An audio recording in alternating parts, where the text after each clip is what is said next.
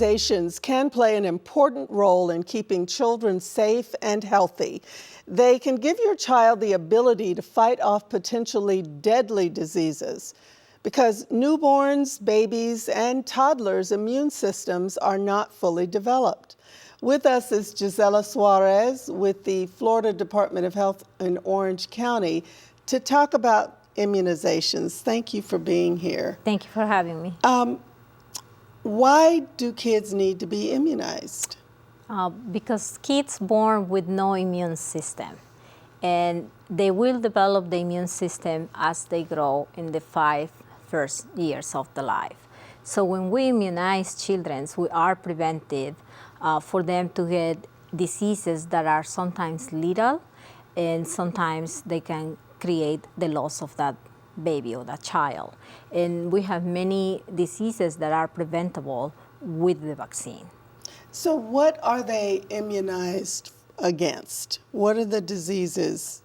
So on the first 2 years of life, the most vaccines that we provide to the children will be for diphtheria, tetanus, pertussis. So diphtheria, tetanus, and pertussis. And Okay. that's one shot that comes in a combination of vaccines. So if the mother's thinking that is too painful, we have different combinations of vaccines. Okay. But the basic is that. We have also the MMR vaccine, which is the measles, mumps, and rubella. Measles, mumps, rubella. Is that given before age 2 as well? It's given before age 2. It's starting at age 1. Okay. We also give the HIP, which is the influenza for group B that create too many deaths into the children age. We also give polio. It's another disease that we don't know anymore because it got kind of eradicated thanks to the vaccines and the vaccination that we did worldwide. We also vaccinate for hepatitis B. That is another disease. That sounds like a lot. Yes. But these are given over a period of time. Yes. Am I correct? Yes, it is correct. We started at 2 months old, then at 4, then at 6, then a year, and then at 18 months. What is the difference you've seen between children who have been immunized and those who haven't? Well, the risk is, as a parents that we run, is children get sick very easily with upper respiratory diseases. And a children that is not immunized is exposure to this kind of disease. And as that will be the complications of each disease when you don't vaccinate versus a child who have this kind of immunization that is acquired by vaccines that will have a better predisposition to fight a disease. And we know children have to be immunized before entering school. Yes. Why is that? Because the majority of the group of contagious is when you are in groups. We see it now with COVID, we try to be far away. For a reason, when we congregate is when we have more risk to develop more diseases. Children touch everything, and children doesn't know. Yeah, they touch everything, everything goes in their mouth. Yeah. Exactly, because that's the normal process of develop.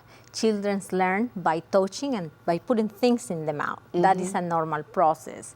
And so children are not knowledge of they need to wash their hands. And when they are in the school, they are exposed to touch many surfaces, and many surfaces that could be contaminated, or just playing with another child that might carry something in the hands, and or just touching objects. So that is the reason why a school, as a preventive measure, they will require the children to be vaccinated, so they decrease the possibilities of an outbreak of any kind of disease at school. Now, is there a form that has to be filled out?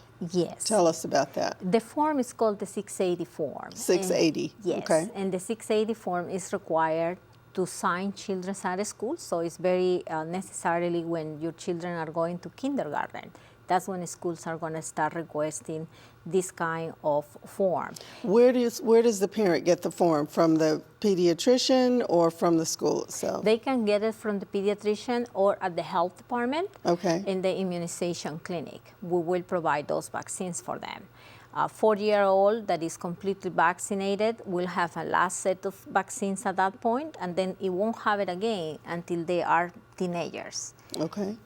Why is the teenage population so susceptible?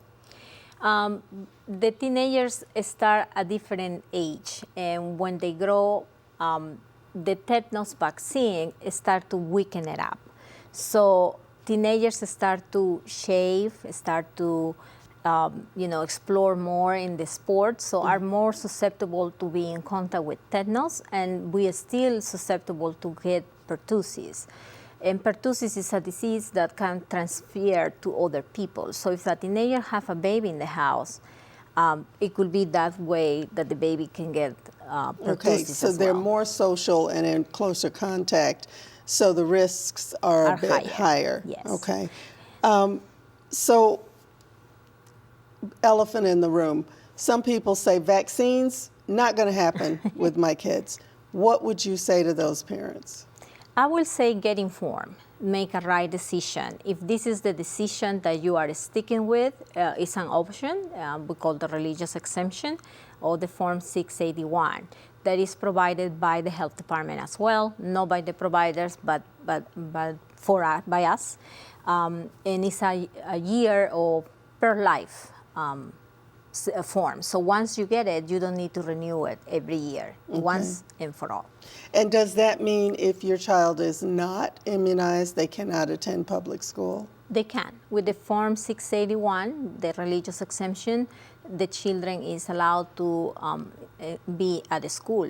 At the same time, parents are aware that if it's an outbreak, the child will be removed from a school, and he won't be able to come back until the outbreak is over and the state says it's over. Okay. So for all of this information, you can contact the Florida Department of Health, Orange County, Yes. to find out what the rules are, what the immunization schedule is.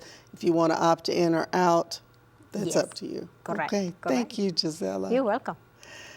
So according to the Department of Health, Orange County, protecting yourself from preventable disease is just as simple as getting vaccinated.